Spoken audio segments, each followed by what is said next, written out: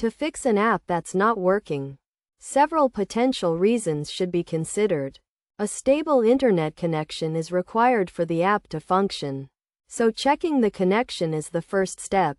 Switching from Wi-Fi to mobile data or vice versa may resolve the issue. Next, ensuring the app is updated to the latest version is crucial, as outdated versions can restrict features and cause improper functioning.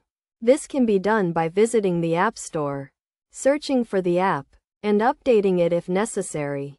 If the problem persists, offloading and reinstalling the app can often resolve the issue.